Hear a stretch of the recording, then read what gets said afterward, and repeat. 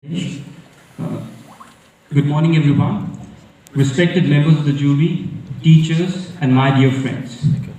Now, from making cave paintings to publishing newspapers and magazines, humans have come a long way, both in terms of the way we think and perceive, and the way we disseminate ideas. Because it is to the dissemination of ideas that humans have evolved from troglodytes to creatures who have a rational mind. If one were to delve into the history of the French Revolution, one would come to know that the French Revolution was inspired by the American Revolution.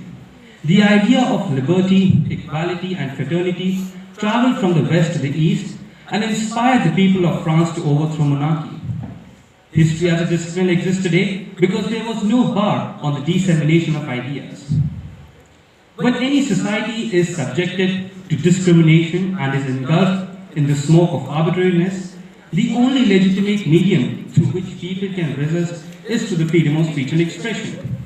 Keeping these thoughts in mind, the framers of our Indian Constitution incorporated the right to freedom of speech and expression, which is enshrined in Article 19(1)(a). Now, I am of the view that the right to freedom of speech and expression should not be absolute, rather it should be regulated. The reason I say so is because the topic of the debate clearly mentions the term national interest. Now, national interest is a term which is very difficult to define, and it is a domain which is more of a Gordian knot. The reason I say so is because of an example. Say, an individual spilling secrets about the government in public domain might think that he is doing all of this in the interest of the nation. But what if, as a result of his acts, a non-state actor comes to know about critical fissures within the government? Would not be that detrimental to the nation in the long run? I wonder.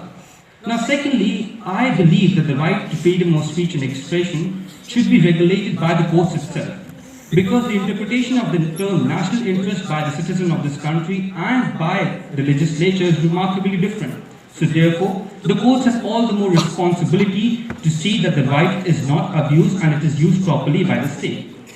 Lastly, I would like to conclude that if the right to freedom of speech and expression is converted into an absolute one, it would lead to chaos and anarchy.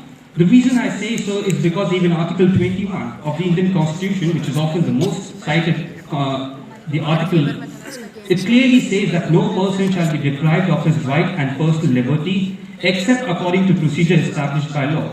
So here, even Article 21 has certain restrictions, and restrictions ought to be respected and they should not be abused.